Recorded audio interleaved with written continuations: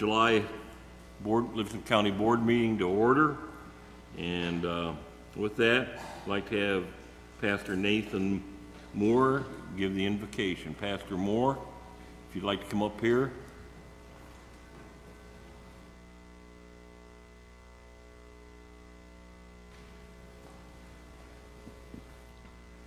Good evening. I just want to say what a privilege it is to be here. I'm new to the community, and Pontiac is a very pretty town, very beautiful area, and it's a privilege to be here tonight. Let us pray. Dear Heavenly Father, I'm so grateful and thankful for the opportunity to be here. Father, I just ask that you be with the folks here as they make the deciding decisions that need to be done.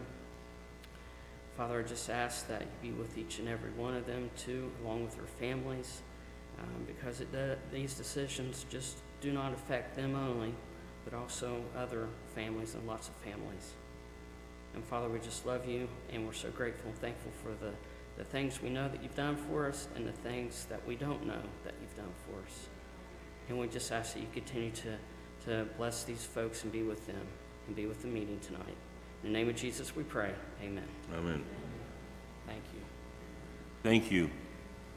In the absence of Mr. Weber, I would ask Mr. Weller to lead the Pledge of Allegiance.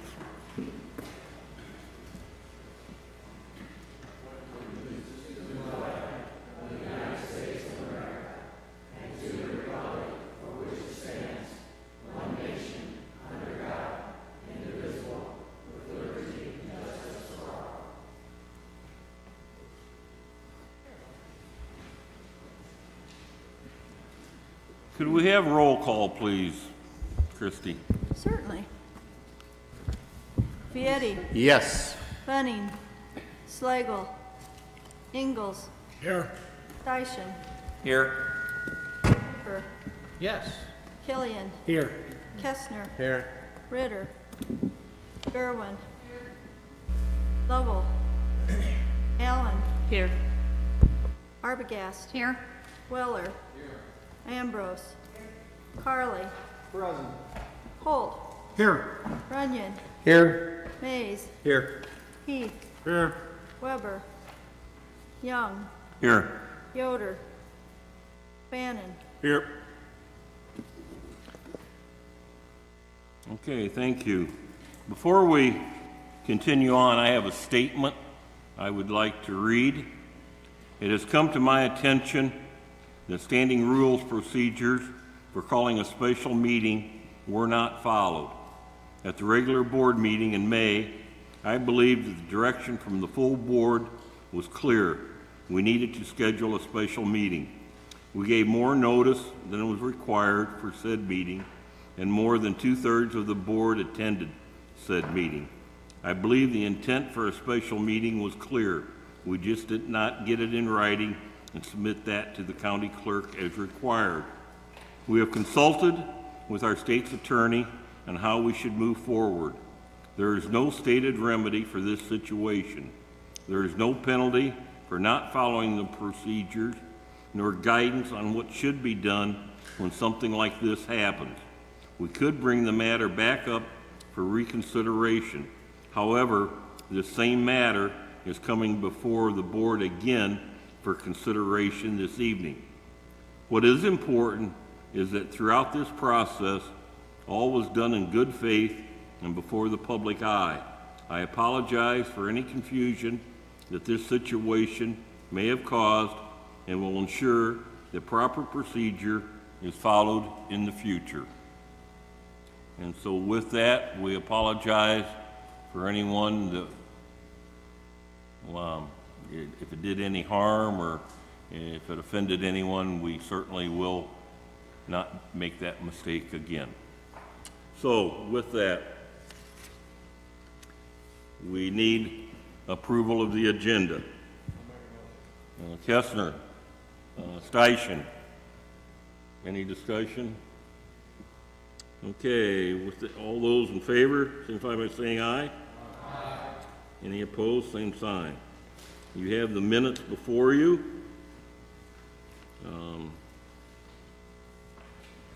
You have the May 19th and May 30th, and the June 14th ones. Weller, motion. Holt, second. Any discussion? All those in favor signify saying aye. Aye. Those opposed, same sign. Motion carried. Now, I'm going to ask for a motion to go into executive session. The board will be removing themselves from this room and going back to the committee room. With that, I got Ingalls made the motion, and I need a second. Schaefer, second. Any discussion? Did you say Ingalls? Ingalls made the motion, Schaefer the second. And this will have to do with SI, or 5ILCS 1202 C11 pending litigation. With that, all those in favor signify, oh, I got a roll call that vote, please. Vietti. Bunning. Slagle. Ingalls. Yes. Steichen. Yes. Schaefer. Yes. Killian. Kestner. Yes. Ritter. Gerwin. Lovell. Allen. Yes. Arbogast. Yes. Weller. Ambrose. Carly. Holt. Runyon. Yes. Mays. Yes. Heath. Yes. Young. Yes. Yoder. Fannin. Yes. And to the public, I don't think it'll be a real long time, hopefully, that we're going to be in there, so we'll get back just as quick as we can. So if the board would please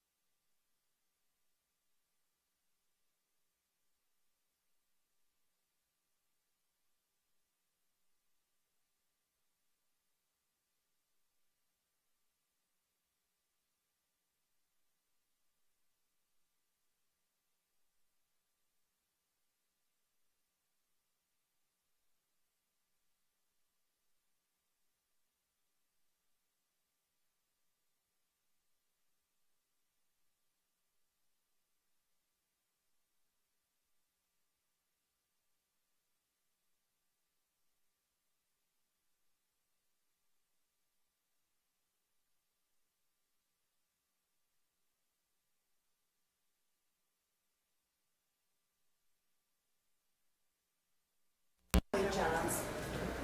It might be, yes. I'm getting coffee first, do you have any?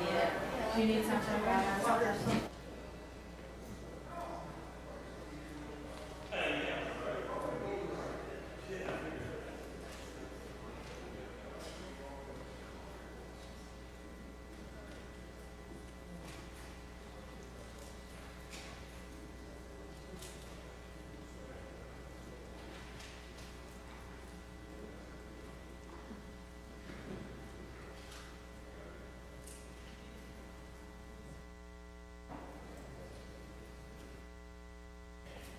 I want to thank everyone for their indulgence while we were in executive session, but we had to be there. Okay, we have an appearance by Invenergy.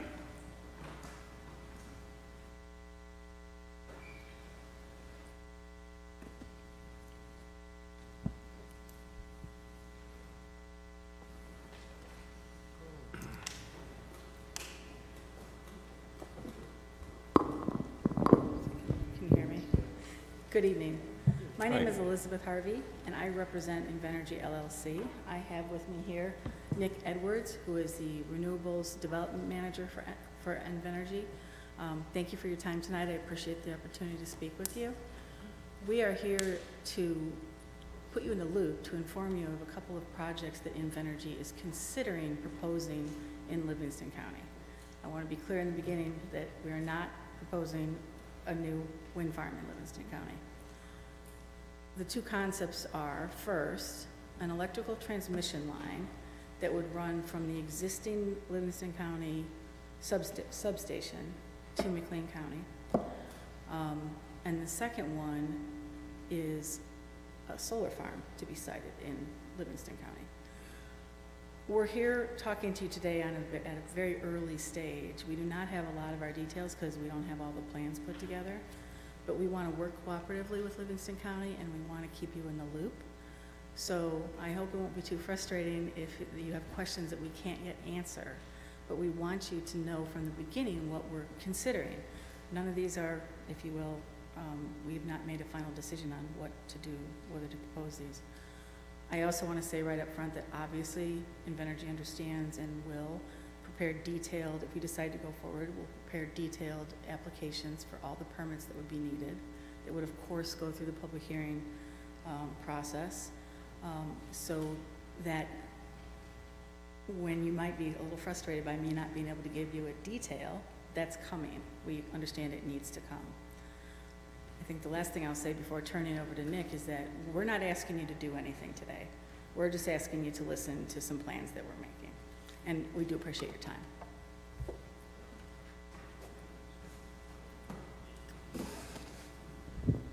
Good evening, everyone. Like my colleague said, my name is Nick Edwards. I'm representing Invenergy. I'm one of the managers there for renewable development. If I have a funny accent, I promise you it's because I'm from just a little bit further down south from here, a little place called Australia originally. My dad was in the US military, so I'm a military brat, so apologies for the accent, and I've been, So without further ado, basically we're here to talk about some preliminary concepts that we're interested in exploring within Livingston County. Again, I want to be very upfront with you guys that it's only about a possible transmission line that would go from the existing Pontiac Sab down towards the south, towards McLean County. Our intention would be for it to be incited entirely within the county right-of-way, along the county highways, preferably in terms of specific routes. We haven't got to that point yet, but again, as I said, it's kind of a high-level, 10,000 foot or meter in my case, view on kind of what it would look like. And I just wanted to kind of, appear before you all here to kind of, start that dialogue. And as a part of that, some things that I can kind of frame out about it would be about 7 miles in length, give or take. We'd be talking about a single steel pole, monopole, as we call it, approximately 138 kilovolts would be the power rating of it. How closely they are spaced, or the span between each individual monopole structure. Again, that's a question to kind of get to a little bit later. It's an engineering thing. Our spacings typically would be anywhere from 300 feet to 300 feet to 500 feet apart. And we would make sure that the sway, so the line as it's between those two fixed points, would not go across private property in any way, shape or form. So that's something that we would make sure on an engineering front we're mindful of and considering. In terms of the height of these potential poles, we're talking about something in the order of 60 to maybe 70 feet, give or take. Again, it depends on how far apart they're spanned and other electrical engineering considerations. What else? In terms of setbacks, like I said, it would be entirely within the county right-of-way, and there would obviously be, there are guidelines on a various national level, from the National Electric Code standards to the local ordinances about what the setbacks would be, and obviously we'll be compliant with those. Again, to the process of actually having a formal application, we would intend to go through all of the formal applications necessary to make this a reality. What else can I say? In terms of the engineering stuff that we'd need to kind of get into, we'd consider if there is existing facilities within that right of way, so there might be existing distribution lines, telephone lines, stuff like that. That's all things that we can kind of engineer around and work with. And I just kind of wanted to kind of say that, touch upon it, that's something that we do consider in our design. And if it's something that we end up pursuing, we can definitely bring subject matter experts to kind of speak to any of those specific electrical questions. I'm not an electrical engineer, but I like to pretend like I know what a kilovolt is, but for what it's worth, it would be in the order of 138 kilovolts. As far as it goes, again, at a high level, we would have to be compliant with, the National Electric Code. There's also something called the Avian Power Line Interaction Committee. They have guidelines, would obviously be compliant with that. So any and all of those things will be considerations that, they're kind of down the road, later decision points for us. But I just wanted to take this opportunity to thank you for allowing us to kind of discuss this concept. And we look forward to potentially exploring it in more detail as time goes on. So that's kind of the T-line bucket, if you would. And then the second thing that we would be considering as a concept would be proposing a utility scale solar facility within Livingston County. Ideally, we'd be looking at something in the order of 300 megawatts. We would potentially need up to 1,500 to 2,000 acres for a facility that size. In terms of whether or not that's like in one contiguous block, that would be our preference. But again, this is a very high level concept that we're just wanting to essentially introduce to you all here tonight. So it's something that we can talk about. As many of you are aware, Illinois has passed various legislative actions towards the assessment of these facilities as they are. So again, there are kind of economic benefits to the communities that these facilities are ultimately placed in. It's a very kind of current issue that's going on within Illinois at the moment, so I just wanted to kind of flag that for you all. And also, Illinois has also passed some legislation relating to the AIMA, which is the Agricultural Impact Mitigation Agreements as well. So again, those are things that we'll be considering. This is a very preliminary, high-level kind of view of this. So I just wanted to flag that they're all considerations that we do take into consideration when we're citing these things.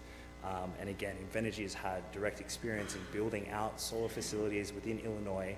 And as far as the, I guess, equipment itself, apologies if many of you have heard of details before, but allow me to kind of go into it. They're essentially solar arrays, which basically they're driven in with post foundations, so there's no concrete poured. Depending on the frost and the minimum ambient temperature of the region, depends on how far into the ground they're driven, which also makes it easy to remove them at a later point during decommissioning, which is again Many counties, such as yourselves, would have a decommissioning bond as a part of it. Again, would intend to enter into any formal agreements and any processes that we need to in order to get to that point of getting a solar farm approved potentially. And in terms of where we would be looking, excuse my French, we would be looking to, basically be, in Livingston County in the southern area. But again, our efforts to this point are very preliminary, and we can't really get into more specifics about exactly where it would be, but that's kind of the ballpark. In terms of the construction process, a project of this size typically would take 9 to 12 months. It'd include about 200 full-time jobs during construction. Once these facilities are built, we have an operations and maintenance facility and a workforce, which ideally is locally sourced. These are good paying jobs, and that would be in the region of 4 to 7 full-time jobs sourced from the local community. I thank you very much for your time and your consideration, and thanks for having us here this evening. We really do appreciate it, so thank you. If there are questions that we can answer, we'd be happy to. We'd be happy to. Yes.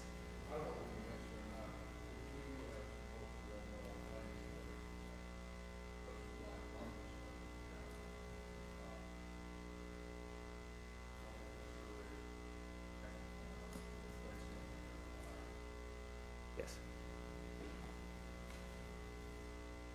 They would all be lower, obviously, than FAA regulations would require lights, but that's absolutely something that gets considered in placing the line. Yeah, you mentioned the Pontiac substation. Are you referring to the substation at McDowell? Or is there another substation that you're talking about?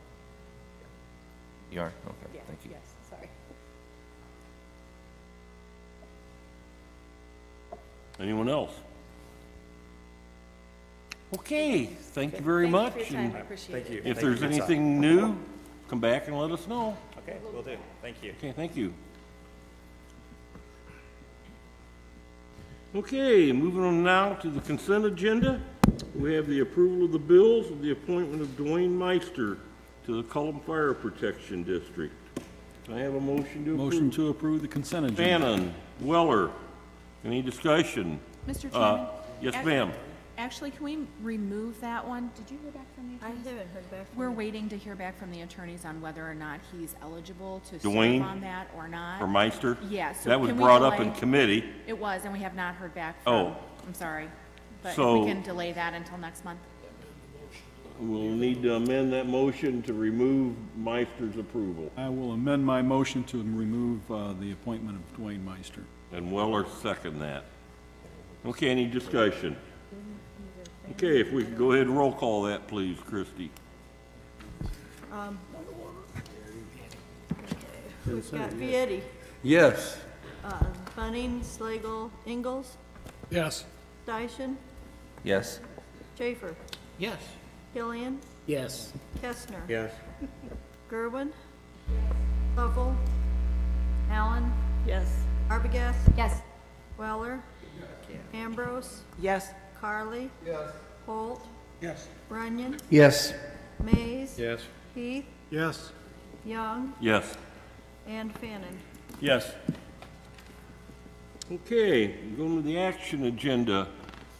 First up is the Highway Committee, and in Jason Bunning's absence, Vice Chairman Mark Runyon. Yes, thank you, Mr. Chairman. The Highway Committee met a week ago, and we have one action item before you, a bridge petition from Broughton Road District, and Clay's already at the microphone, so I'll turn it over to him. Good evening. As you can see before you, we have just the one petition this month for a couple of 42-inch CMPs. We're replacing them in kind. Broughton Road District, it's a section of road that he's doing an improvement on. He's got started with the aggregate, I believe, already. They're going to be putting an oil and chip surface over that next year. Had some existing pipes that were rusted at the bottom, so we're going to replace those in kind. And with that, I'll make a motion to approve. Okay, Runyon motion. Looks like Carly second. Any discussion? Okay, we'll roll call that, please, Christie. Vieti. Ingalls.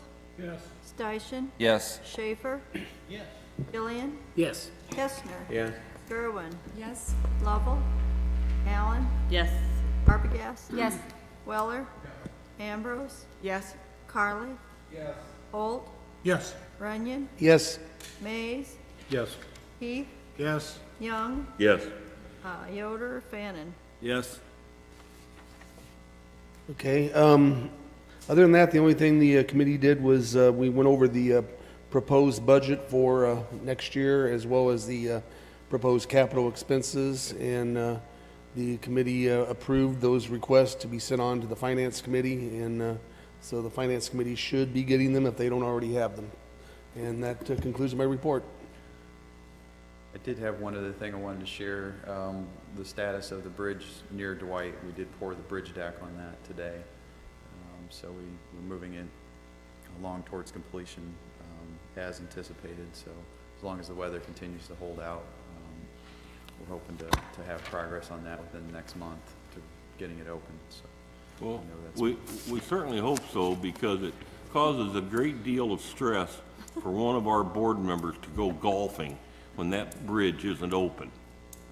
I can So understand that. we'd like to be able to get rid of that. Nice try. Okay, thanks, Clay. Yep, thank you. Public Property Committee, Mr. Ingles, Chairman. Thank you, Mr. Chairman. Neil Finland from the Farnsworth Group is here to maybe clarify some things, answer any questions, but as you all know, we've been through a process of evaluating options to do something related to the health and education building, and we initially budgeted $50,000 to do a study on whether we should build, we should remodel, we should find other sites, whatever our options were. And the Farnsworth Group pursued many options, more than we probably originally planned on. And through discussions at property committee meeting and at the board meetings, we've kind of narrowed it down to going along the path of better defining what a new building would look like and what it will require. Farnsworth has made a proposal for what they call a schematic, and I think there was a lot of, confusion on exactly what that is. I told Neil the other day, I said, to me a schematic was an electrical drawing, and that's not it. But like previous building projects, the jail, the Law and Justice Center, before you go to final design and documents for contractors to bid on, you do this kind of preliminary design of not only the building, but all the utilities and all the things that surround it, so that you have a better idea of exactly what things are going to look like, what things are going into documents to be bid. And so we're kind of at that point. The Finance Committee did approve an additional $44,550 from the construction fund at their last meeting. And what that amounts to is, with the $50,000, that will pay for this schematic, a total of $94,550.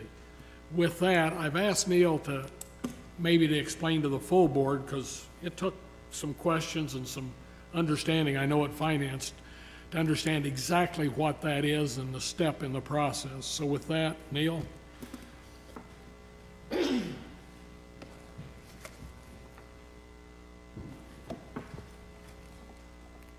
What I've done, thanks, Mike. What I've done is I've got a handout. Instead of relying on the technology, I've got this that you can take with you this way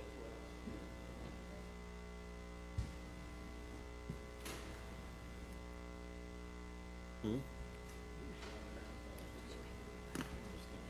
And while while they're passing those out, I'm pinch hitting again for Dave Burnison. His daughter had surgery today, so he has that commitment tonight as well.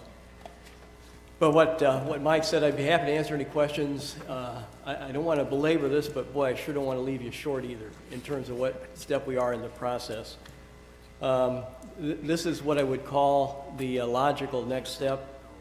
And with that being said, there are really two things that you've accomplished already, and that is with regard to strategic planning and funding, and then the step number 2 is program confirmation. And really with that strategic planning and funding, that what we've done is you've established the vision, as was mentioned, project funding has been discussed and arrived at. We've looked at responsibilities, expectations, and then you've had some communication as far as what you've decided to date. And then, so that's step 1. Step 2 then that you've accomplished in our eyes is we've had meetings with your owners, your representatives, meeting your staff. We've gone through some site evaluations, some selection criteria. We've looked at, even it's kind of off the ledger on this process, but we've also looked at your existing building. What made sense, to either stay with that or move on, and with the idea of moving on, that's why we are in this process. And as Mike mentioned, this step 3 of the process. So really with that, what I'd like to do is in the handout that I've given you, I've got one that is it's highlighted or it's outlined in red. If you see that, it's about 3 pages back. And it is the step 3 schematic design. And I'd really like to walk through that if I could.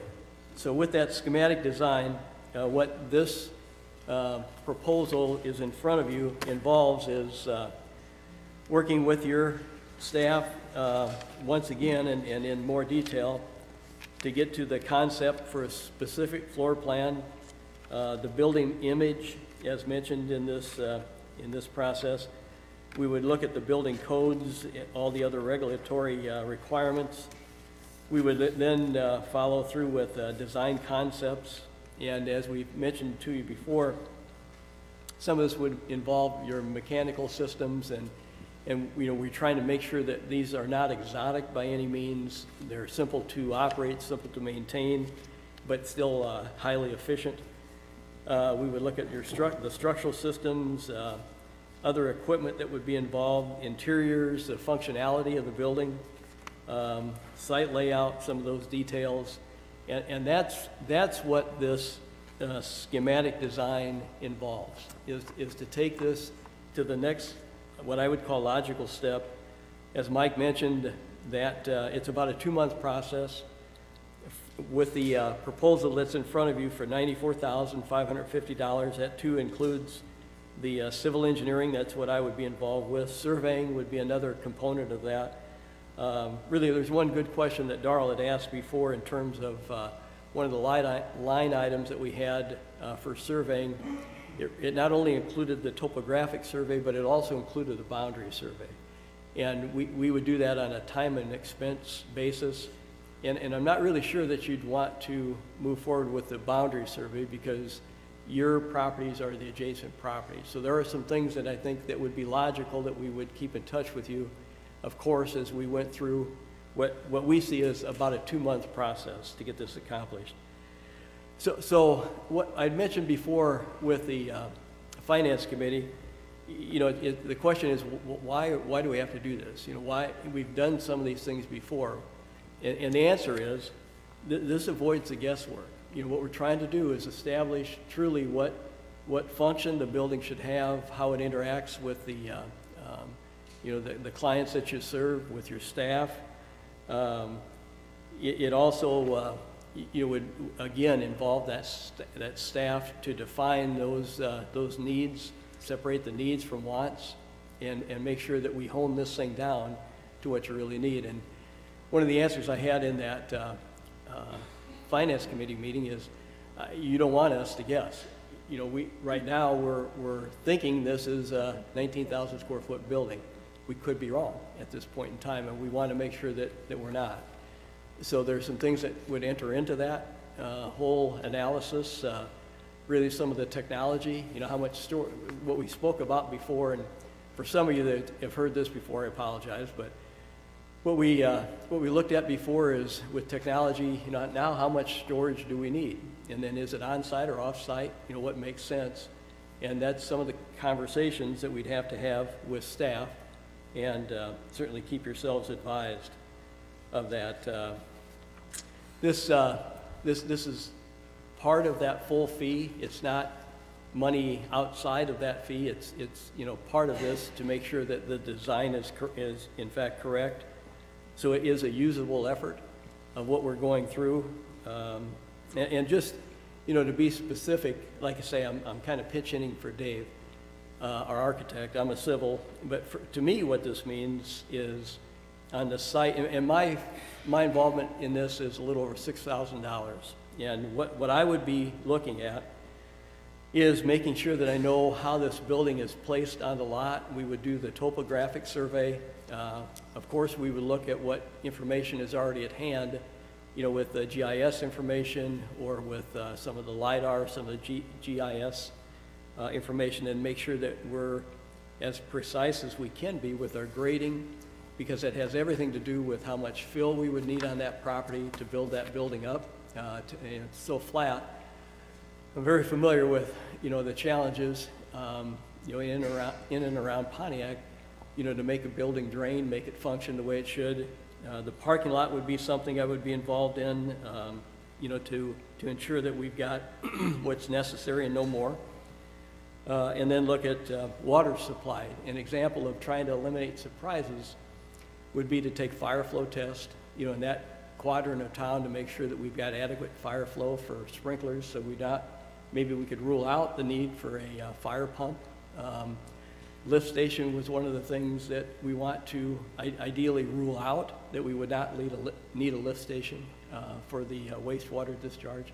So there are just details for me that we'd want to make sure that we knew before we came to you, you know, with that fine-tuned cost estimate. And like Dave has said, what we're trying to do is take this thing down the process, down the road, and make sure that we're making good decisions, and it's all aimed at a cost. So you know what you're getting, what it costs, and what all is involved in that.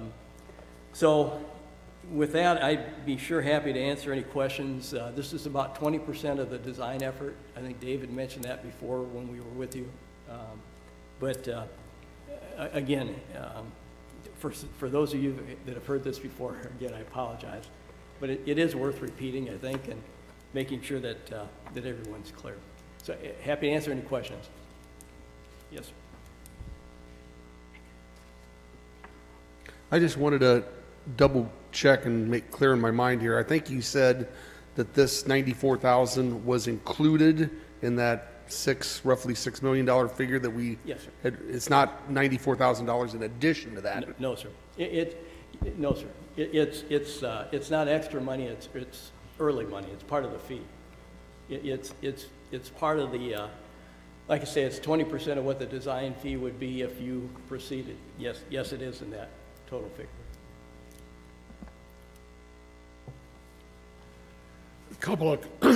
Just a couple of comments that we've talked about in committee meetings and things.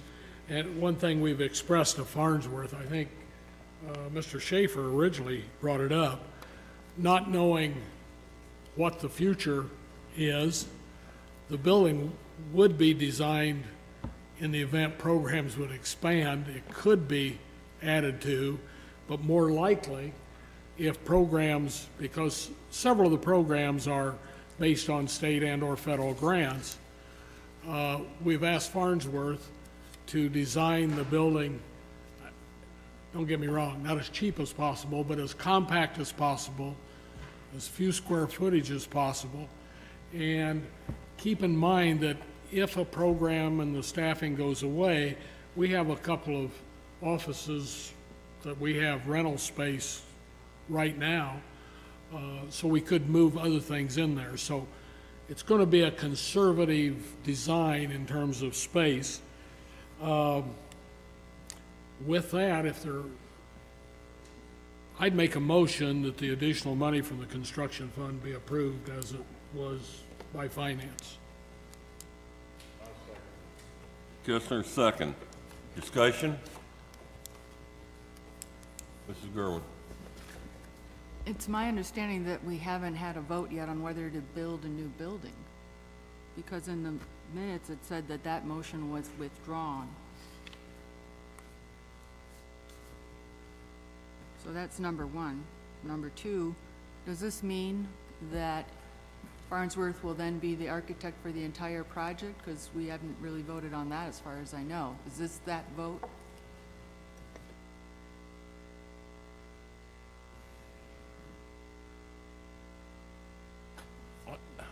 I don't think we've gone there yet, have we? I mean, as far as if we'll have a general contractor or who, depending on bids and the bidding process, so, yeah, go ahead.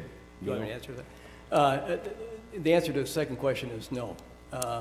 This is the proposals that is in front of you is for that figure, so no, there's nothing buried in that agreement that continues with us. I mean, if we perform adequately, we would hope that that would be the case, but there's nothing guaranteed. We know there's nothing guaranteed.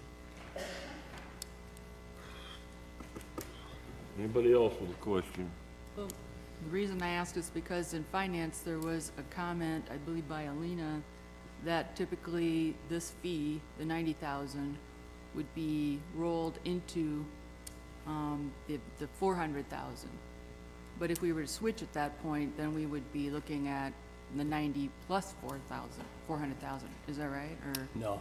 Or do we not really know the numbers anyway? We've estimated those numbers. That's why I could answer the question in terms of is this part of that figure, and it is. This is part of the last presentation that you'd gotten that does in fact show those design fees. But if let's say if you decided to discontinue with us, you would have that work product that another firm could certainly pick up on and go from there. So, and a lot of that I think is going to come, you know, from this committee, you know, that input, making sure that we put that together. So it's a work product that could be used by another architect. So there's no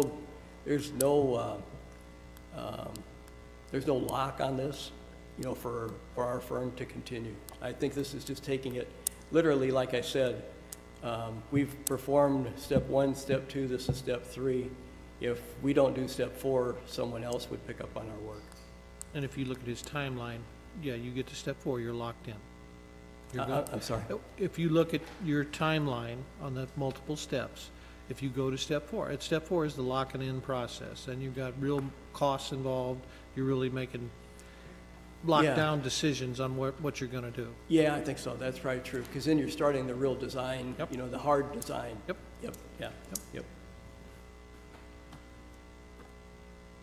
Okay, we've got a motion and a second. Anybody else? Joe. Thank you, Mr. Chairman. I missed maybe step 2. I was here for step 1, and the numbers that were presented to us was like $425,000 for Farnsworth's part, and the cost of the building was $4.5 million. And I heard tonight $6 million. Well, does that mean that Farnsworth's number will go up to 600 plus? No. In fact, when you look at that cost estimate, it includes the demolition on top of the $400,000. The 19,000 square foot building is priced, at least right now, at $225 a square foot, and that's where that $4 million figure comes in. I've got it with me, but on top of that is some of the demolition that's involved of the existing building. On top of that also comes site work, and to arrive at that $6 million figure, it also has, of course, contingency.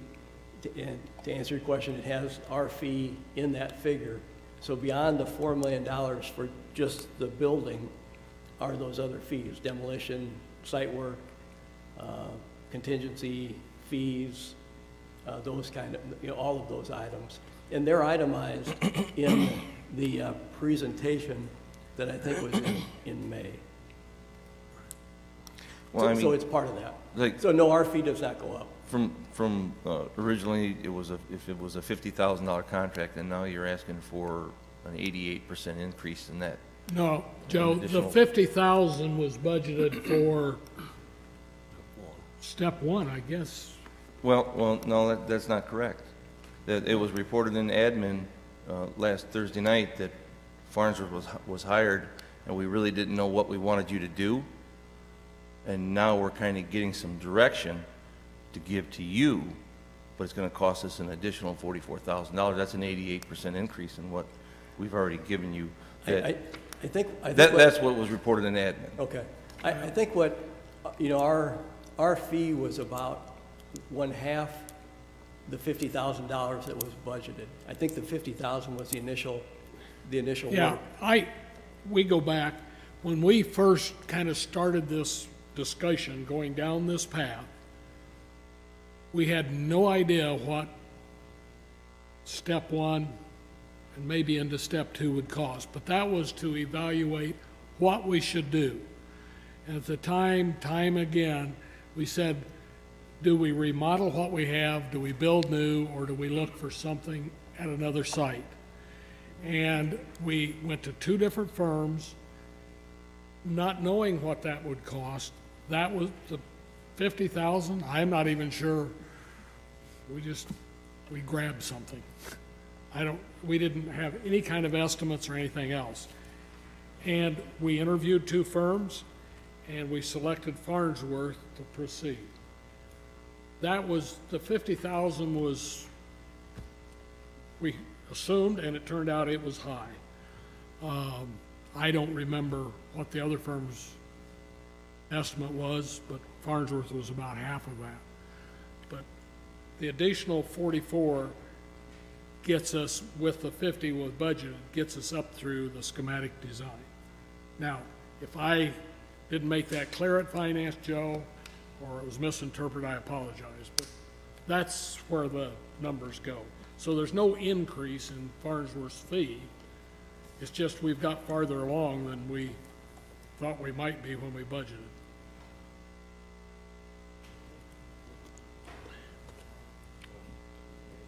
Okay, we got a motion and a second. We've had discussion. We'll take a roll call vote. Kirsty? Vietti, Yes. Ingalls, Yes. Steichen. No.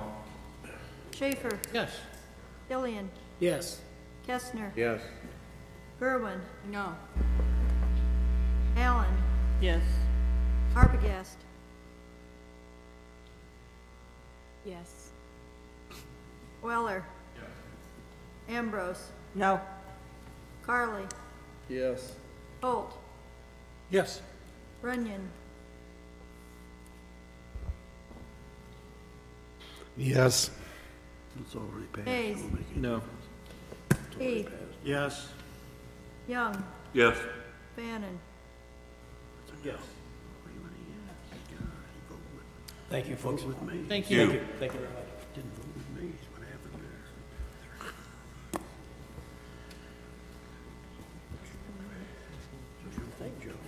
Anything else, Mr. Ingles?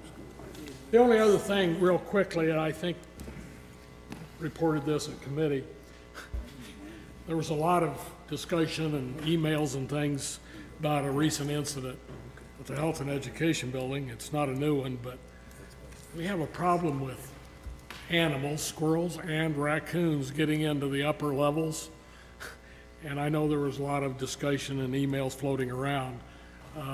Ray Girth, one of our maintenance guys, finally found a way to open up an area and crawl in and got a expired raccoon out and build a door where we can get back. Hopefully, they won't get in there, but they're still getting into the soffit, so we're working on that.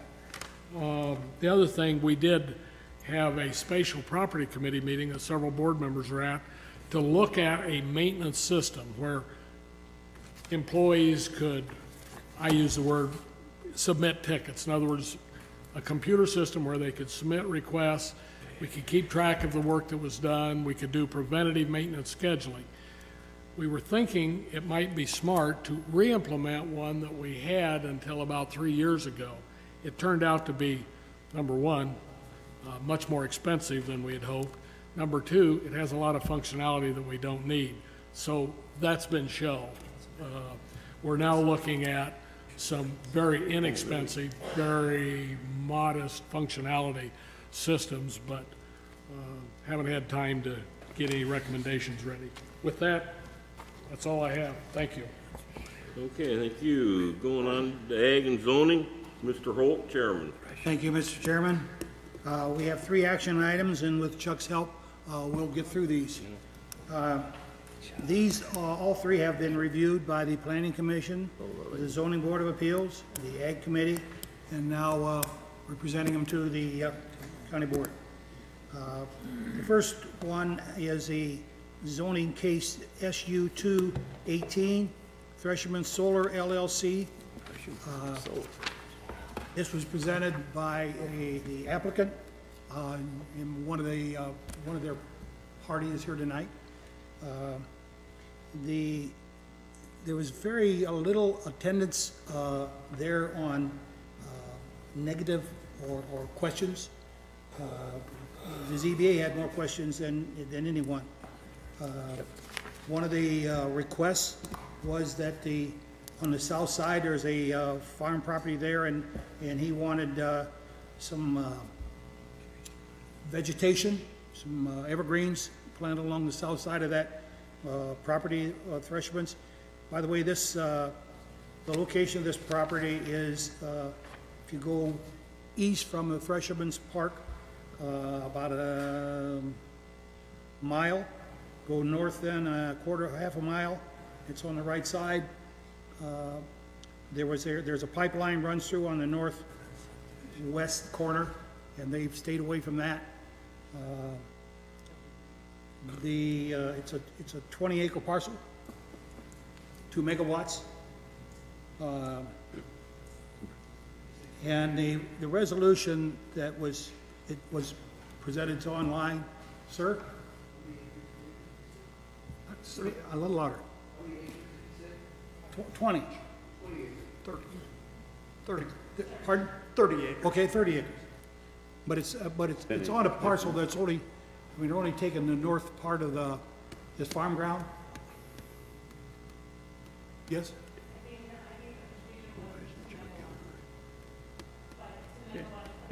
It's 2 megawatts. 2 megawatts. It's equivalent to 1 wind turbine, to give you if that gives you an idea as to how that compares to each other. But it is a 30-acre site that they're working on. Both of them, for both special uses, they're both 30 acres, both 2 megawatts.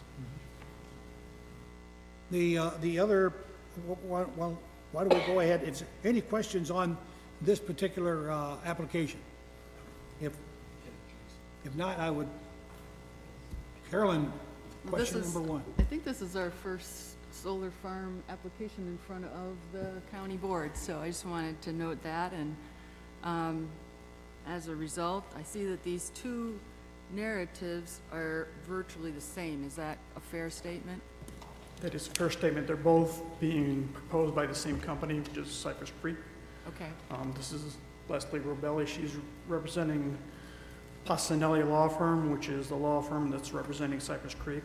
So they are, since they're being proposed by the same company, both of them appear to be the same, except when you get to the site plan, just because of the contour of the land, they have differences when you get to the contour of the land, but yes. But in terms of the terms and special conditions, they're completely parallel, correct? The special conditions are identical with the exception of the second one, the SU3 one. With my comment, there is a additional condition on that has to deal with the potential living hedge, evergreen hedge, which I had requested be added because part of our special uses deal with that in regards to landfills, stone quarries, and other optional issues. Since this would be located along the highway, Route 17, I thought that this possibility of putting on down there to kind of shield it from people tracing by would be that, so it has an additional condition to address that. Other than that, they're identical. How did you come up with the estimate for the decommissioning financial assurance? Okay. We had asked for the zoning board, and I had asked for them to come up with an estimate for the decommissioning. And in doing that, they came up with several figures, but the figure they came up was for the disassembly and disposal of it. It came up to be $110,616.96. Now, that didn't include what they were projecting is basically salvaging it, and they actually came up with a negative figure on it. But the zoning board wasn't, they're kind of looking at a worser case scenario. So they took the basically $110,000 figure. Then they asked for what the cost would be, that if they would close down tomorrow, and if they had to landfill the solar panels, because the rest of it's basically metal, could be recycled, how much would that cost? There's some varying costs on the recycling of those panels that were less than $20,000 up to $28,000. So one of the zoning board members took $25,000 as a figure. So they took as basically a worst case scenario, took the $110,000 for assembly disposal, the $25,000 for putting it in the landfill, came up with $135,000. That's how it was reached. There wasn't any outside consultant to review that number, though? There was not. Okay. I have some questions about the company. How many projects have they completed in Illinois? Any?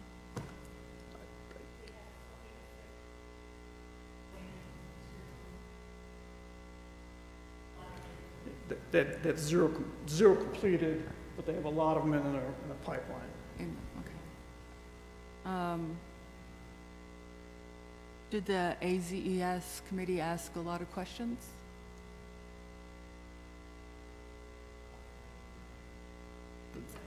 And one of the special conditions that caught my eye was that the project would be reviewed in a year after completion. Is that typical, or why is that in there? I drafted most of the conditions, so that is one of the zoning board commonly puts that condition in there, specifically for this particular, or these two solar farm proposals, is that they need to, if this gets county board approval as a special use, which is one of the things they need to do, is they need to proceed on to the Illinois Power Authority for them to get permission for them to build this, because there's going to be several proposed. In the timeline for that, there's only so much money available, or so many projects can be approved initially, and they're going to be approved down the road. So the main purpose of this particular one here was to say, okay, in 1 year, okay, if you're not building it in 1 year, which they may or may not be, but they're not, what is the status of this project? You know, did it go through the Illinois Power Authority? Was it approved? If it was approved, what's their timeline to do it? So it's kind of a status report more than anything else. That's why it's there. Because only certain of the projects are going to get moved forward, right? Yes. So Correct. it'll be some subset of whatever is approved. Was there any opposition to either one of these? No, I mean, what happened, you know, when was initially proposed and some of the letters went out about that, there's people that were, I guess, curious about it, kind of wondering what's going on. And the more information they got, they kind of dwindled down to the point that we got to the second night of the hearing with the Zoning Board of Appeals. There was nobody that came and gave any testimony in favor or in opposition to it in regards to that. So, no. Thank you. There was only one person there the first night, and they wanted that evergreens along the south side. After that, there was no one. I thought it was a nice thing. The ZBA did not want the county board getting into having to find someone. Initially, they presented information that said those solar panels had a value, and you could sell them, well, or recycle them. The ZBA was adamant in the county does not want to get into the business of having to try to find a buyer for those panels. Linda, you had a question? Yeah, in general, can I make a statement about both of the solar applications? individually. You have a mic? Would you put your mic on, Linda? According to the website info@farmland.org, over a 20-year time span from 92 to 2012, the U.S. lost nearly 31 million acres of land to development. This is 175 acres an hour or 3 acres a minute. 11 million of those acres are considered prime farm ground. As a new board member, I did ask Alina for the comprehensive plan, and I did sit down and read it. And number one on your comprehensive plan is to preserve prime farm ground. In doing that, under your objectives and goals, you say you're going to maintain the rural character of the county by planning for the preservation of prime agricultural land, that you're going to recognize that agriculture is a key element of the county's economic base, and that the county will support agriculture as a business and a way of life, that you'll recognize that highly productive farm ground and other agricultural lands are a finite natural resource. I won't read you the rest of it. I did attend all the ZBA hearings about the solar farms. The Rebecca Taylor from who is the resource conservationist for the Livingston County Soil and Water District, was asked to prepare a report about drainage, soil types, vegetation on there. She, by the way, labeled both these pieces of property as prime farm ground. The company and one of the people wanting it on her land did have someone here from Pheasants Forever and talked about the different vegetation that they would grow on this land. But when asked by a ZBA member, I think it was, could she recommend this project going forth, she said no, she could not, because it would be taking, again, more prime farm ground out of production. As the other gentleman from Invenergy mentioned, solar companies are really ramping up their operations here in Illinois because of the Future Energy Jobs Bill that now gives some of our Illinois taxpayer money to these solar companies to try to come in and they get their subsidies and tax credits. We have 2 applications presently, one in the pipeline, and then Invenergy mentioned tonight that they're going to put up a much bigger one. This is just 20 or 30 acres and 2 megawatts. And that other gentleman tonight was talking about 1,500 acres and 300 megawatts, quite a difference in size. So I'm asking my fellow board members, when you start to consider all of these solar applications, that they consider your own goals that you wrote in the comprehensive plan. If you don't, where will all these solar applications end? How does the yes vote protect your first goal and objective of preserving prime farm ground? If you vote yes, how do you say no to all the other solar companies that are lining up? By Cypress Creek's own admission, back at the time, I think they said they had 50 or 60 in the pipeline for over the state of Illinois. Do we think there's going to be any less here in Livingston County?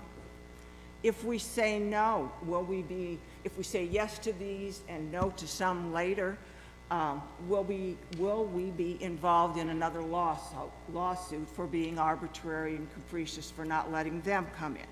So I ask you to think long and hard when you start letting these come in and take over prime farm ground that you have promised to protect.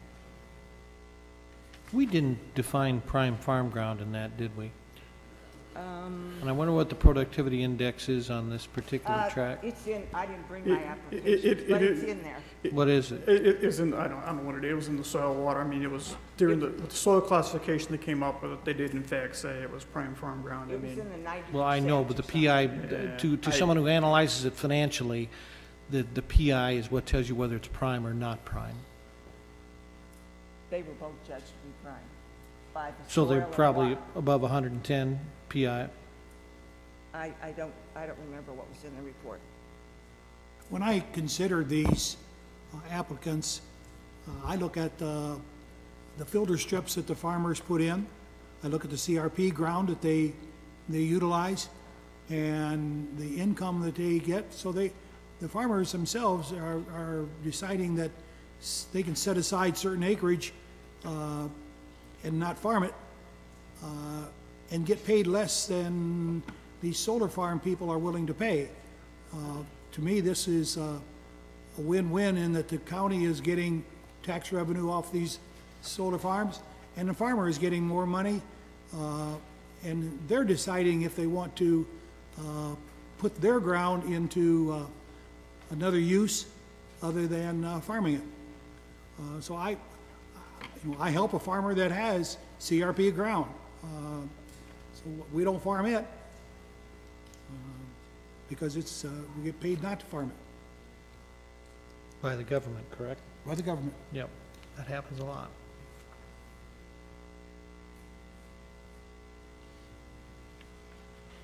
Okay.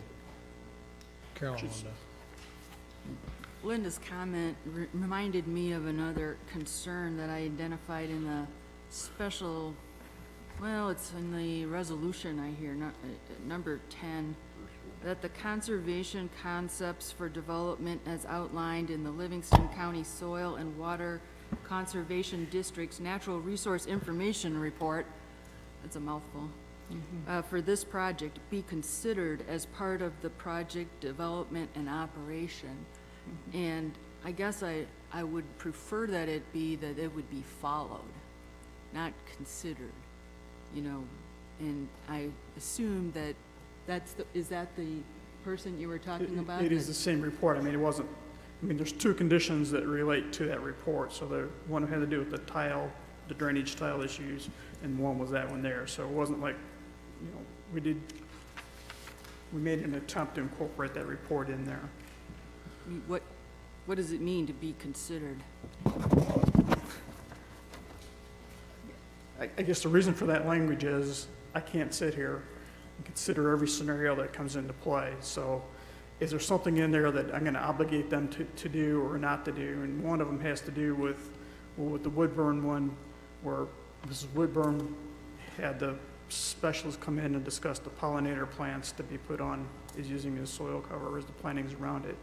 Well, the owners of the other one may not necessarily want the pollinators. They may want the vegetative mixture that's being proposed by somebody else. So I don't think we necessarily need to dictate, exactly what's going to be planted as long as it's planted and does what it's supposed to do. Oh, maybe I misunderstood. I thought that there was a report done for each project There was. individually. There Okay. was, but they're almost identical. And they made some recommendations for Yeah, things to do. the recommendations are similar. And you're asking them to please maybe do those things, Yeah. but you're not requiring them to. Correct, Is that yeah. it? Okay. We're asking them to maintain it, but we're not telling them what to plant, other than the evergreens. I'll go ahead and unless you have more discussion. Just one quick point. I mean, with the planning commission review, we didn't really they did, in the report, did review the comprehensive plan, and it was noted the importance of the agricultural area, so that is important. I guess the valid question is, how much acreage do we go forward and move forward with it too, so. Darrell, you want to make that motion? Sure. I move that the Livingston County Board approve Livingston County zoning case SU 218, Thresherman Solar, concurring with the recommendation of the Livingston County Board of Appeals, including the conditions that were part of the Zoning Board of Appeals recommendation, and then modified by the Ag, Zoning, and Emergency Services Committee of this Livingston County Board, with a copy of the final conditions being attached to the resolution of the Livingston County Board approving this zoning case. Is there a second? Mr. Ingles. Okay, we've already had discussion. Hearing none other, we'll ask for a roll call vote, please, Christie. Piety. Yes. Ingalls. Yes. Dyson. Yes. Schaefer. Yes? Killian. Yes. Kestner. Yes. Gerwin. Yes? Allen. Arbogast. Yes. Weller. Ambrose. Carly. Holt. Yes. Runyon. Yes. Mays. No. Heath. Yes. Young. Yes. Bannon. Yes. The same applicant made an application over, I can't even think of the name of the town. You need to approve the second solar farm, don't you? Sir, The second solar farm? Yeah, we gotta do that, yep. we're on the second solar farm. Yes. SU3, yeah. You did not have a motion to approve that yet. Do not have a motion to approve it. I'll make the motion, then we'll discuss it. We'll make a motion by Holt, and there's a second by Ingalls. For additional comment on the second solar farm. This one is up on, just north of Manville, it's up along 17. It's located where the old railroad used to come through from Streeter to Pontiac. There's a substation up there, there's a log cabin in that area. So it's basically between that little log cabin and that substation is where it's located at in there.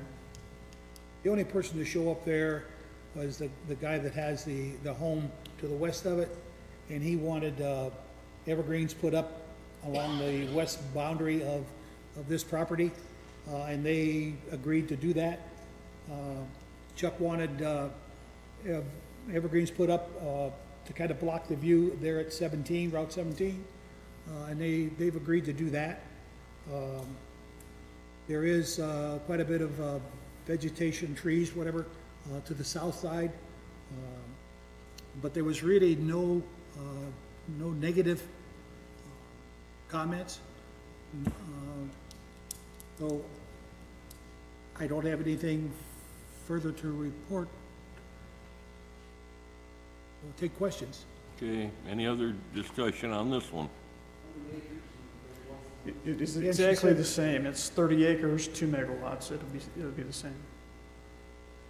You know, this is all fenced in so that nobody can get in. They got the security on it. They monitor it.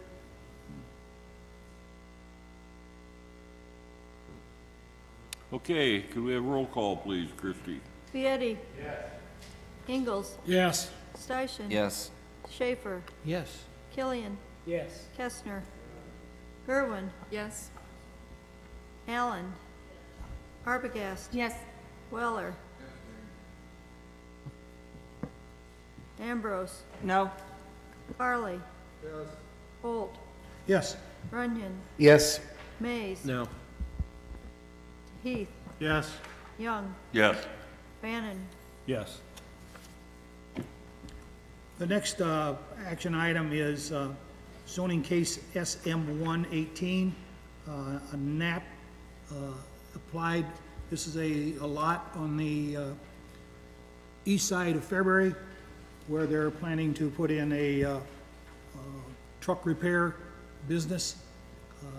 It had to be rezoned for that or other possible businesses of like kind to go in there. It was reviewed by Planning Commission, the Zoning Board of Appeals. Questions? How far east of Fairbury are we talking? It is directly to the east of Fairbury Fastener. So you have a commercial business there. It's across from PTC right there. So it's a continuation of existing commercial industrial in there. So Okay, it's so just not- east of the Fairbury Fasters. It's continuous to go with that, yes. Let's change it from agriculture to business general.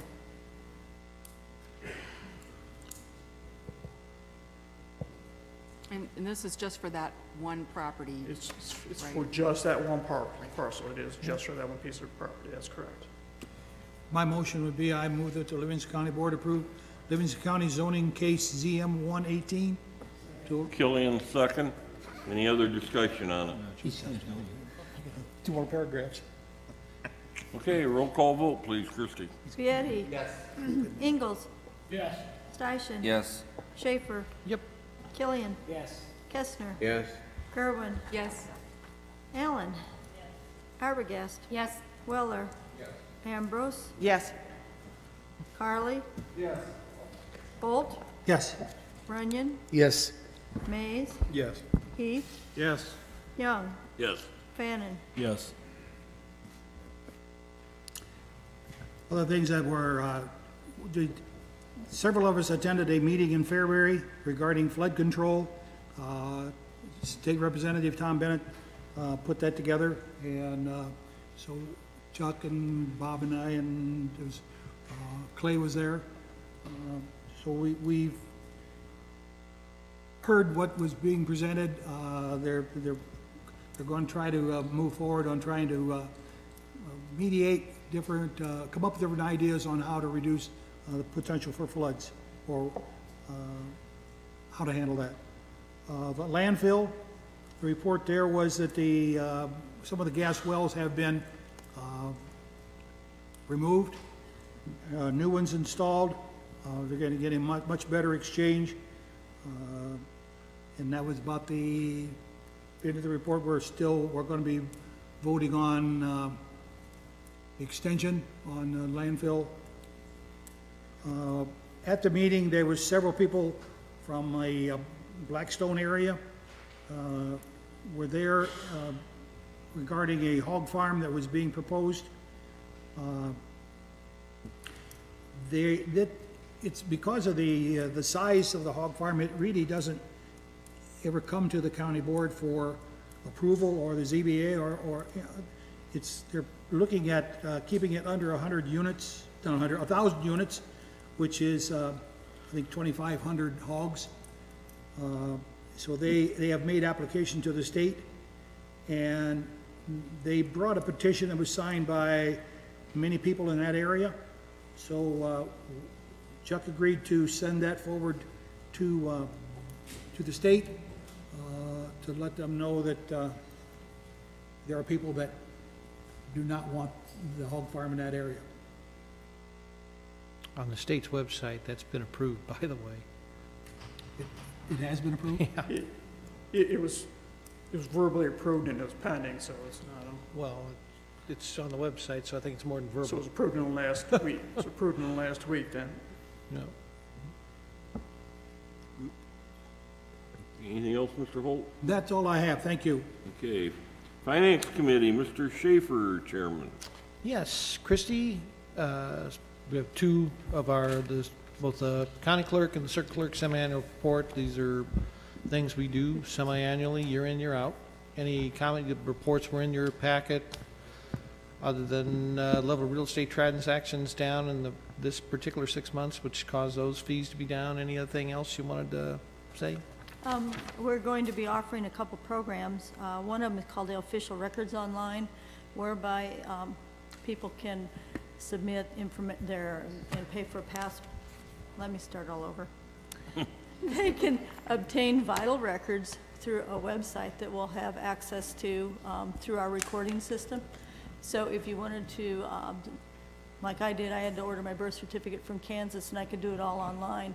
And then it comes in through email to us, and we'll get the records, and the company takes care so that they can pay for the credit cards for their purchases. So that will be probably in the next month or so. We'll have that online going. We're also doing a fee cost study. The last time that they reviewed our fees in our office was in 2002. So we're working on that now. We meet with a representative Tuesday for the in-house interview. Okay. So we sent in about $30,223 out of the $272,000 that we collected for state fees this last 6 months. So if you have any other questions, you can see me later or now. Questions for Christie? Hearing none, I'll motion for the report's approval, Mr. Chairman. Okay, is there a second? Second. Who was the second? Mr. Fannin. Discussion? Okay, roll call vote, please. Christie? She says yes. Vietti. Yes. Ingalls. Yes. Dyson. Yes. Schaefer. Yes. Killian. Yes. Kestner, Yes. Gerwin, Yes. Allen, Arbogast, Yes. Weller, Ambrose, Yes. Carly. Holt, Yes. Runyon, Yes. Mays, Yes. Heath, Yes. Young, Yes. Fannin. Yes. Thank you very much. And the circuit clerk, Leanne, is here.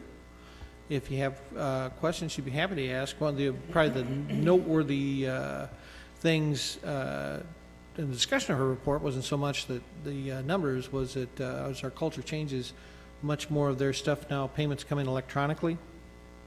Yep, credit cards, debit cards, not so many checks, so we're not getting, when we get paid, we get paid.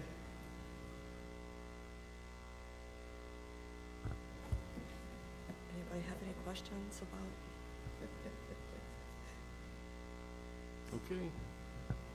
Business, the criminal business is good, so fine. It's a growth sector. So. Well, I would motion the report be approved, sir. Okay, a motion by Schaefer, second by Kestner. Discussion.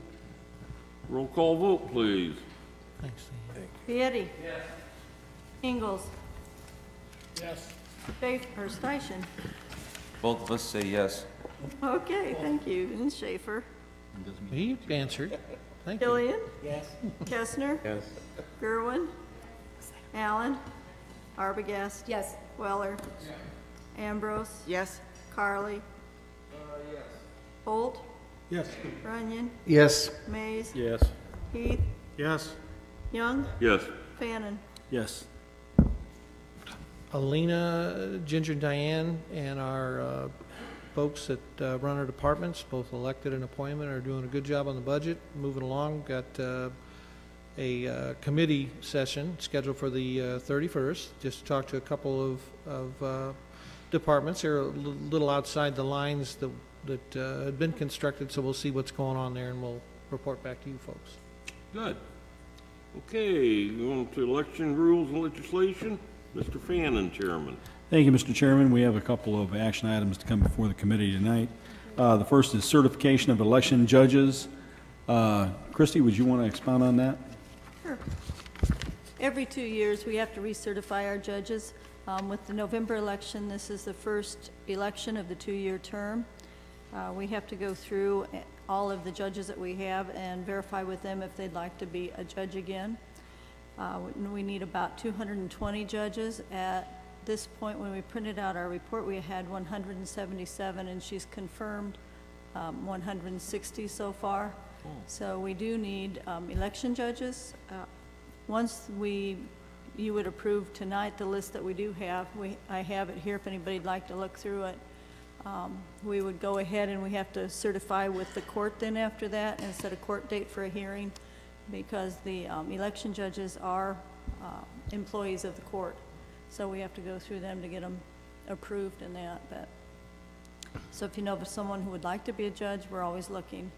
We are using high school juniors and seniors through the high school plan that we've been using for the last couple of years, and we've had very good success with that. The judges really appreciate the help and their enthusiasm, and the kids enjoy that and the paycheck that they get too. So we will continue that with that.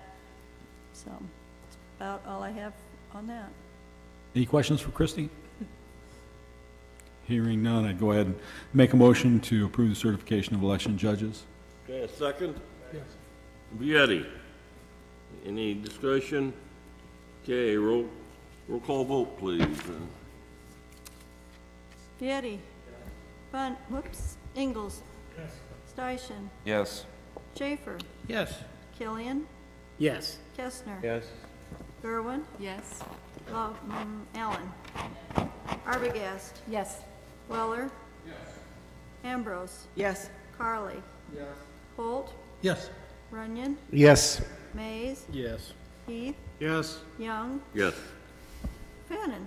Yes. Okay, now we've got to the last action item for the evening. We have a resolution in support of Second Amendment rights. This has been done by a number of other counties in Illinois, and there was a lot of lively discussion on this item. This has been sent to the state's attorney for approval. There were some items that were removed based on his recommendations. And I would make a motion to approve this resolution. Okay, there's a motion to approve, and Mr. May second. Any discussion on this item? Mr. Chairman, Mr. Holt? I'm going to abstain on this particular vote. There are the people I've contacted or talked to about guns or this type of thing. I don't feel I have a good feel for what the people that I represent want. I'm not even sure that this is something that the county should be getting involved in. So with that in mind, if this was on the ballot, I have no problem voting my feelings. I just don't really want to vote your feelings. Okay. Any other discussion? Bob, I also don't think it's proper for us. This is a constitutional right. Supreme Court of the United States Congress are in a posture where these rights are being well and adequately protected. And this carries with it the potential, because there's strong feelings otherwise on these matters. Approval is you're going to get identified, and it risks closing more doors than it opens for you for attracting business. Okay. I would concur with the last two statements. As I would. So we've got a motion and a second on that, don't we? Yes. Yes. Okay, and then let's go ahead and roll call vote it, please, Christie. Vietti. Ingalls. No. Dyson. Yes.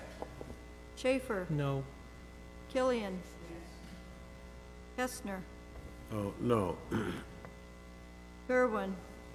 Yes. Allen. Arbogast. Yes. Weller. Ambrose. Yes. Carly. Yes. Holt. Abstain? Runyon. Yes. Hayes. Yes. Heath.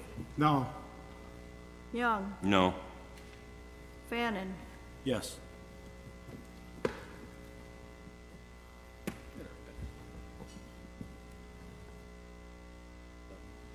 $11 ayes and 6 nays. Okay, Passed. thank you. Anything else, Marty?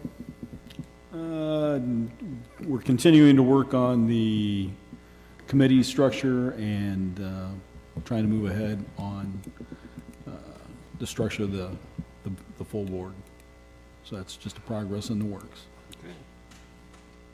And that's all I have, Mr. Chairman. Okay, Personnel Committee, Mrs. Arbogast, Chair. Thank you, Mr. Chair. We did not meet, so therefore I have nothing to report. Okay, Sheriff Jail and License Committee. Thank you, Mr. Chairman. Committee met Tuesday, July 10th, well attended, went over state's attorney, probation, circuit clerk, circuit court, coroner, public defender, sheriff, and jail budget requests. We have 135 inmates in the county facility. Our total income last month from all sources, $214,964. That's my report. That's it? Okay. Admin Committee, not really too much. I think most of the things I've been involved in have already been discussed at other times by other meetings, so let's just go ahead and move on to the Veteran Assistance Committee, Mr. Station. Thank you, Mr. Chairman. We did get hit in June with some high rent, but for the most part, the budget is looking very well.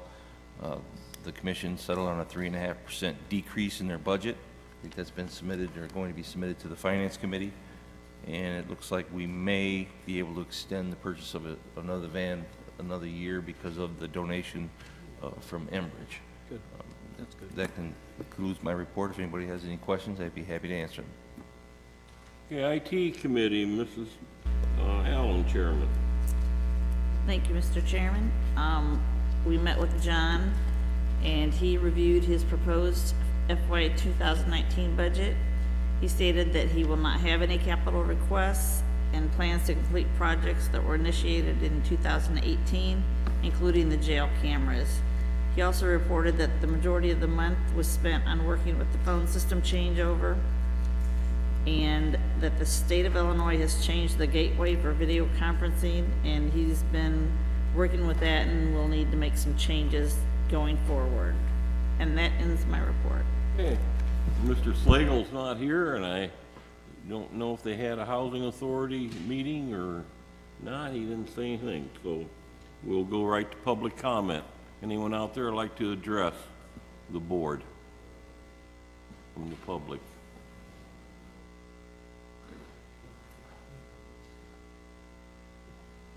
Okay. I don't think we need, oh, okay, Mrs. Gerwin. I did have one graphic that I was hoping Alina could put up. There it is. I went to a presentation about the opioid crisis, and I thought this was a very surprising to me and important factor that of the people who abuse these prescription painkillers, they get 55% of them free from friends or family. And another 16.2% are bought or stolen from friend or family. So that means that if we, the people of the county, would stop sharing these painkillers and prescription drugs, that would eliminate 71% of that chart. And I just thought that that was important enough to bring up, because we are seeing an awful lot of impact from opioids. Everybody in a professional position that I know is trying to do something about it. It's impacting our families, our ERs, and even our county budget. So please share the information and dispose of your leftover drugs, and don't share them. Okay, thank you, Mrs. Gerwin. Good information. Okay, and, communications, the only thing we have is the next meeting's August 16th, 2018. Lena, do you have anything for, okay. Motion to adjourn. Fannin and Mays. Okay, all those in favor, say aye. Aye. Opposed, same sign. Thank you to everybody for a long meeting. Take care, good luck. Cubs 6, Cards 3.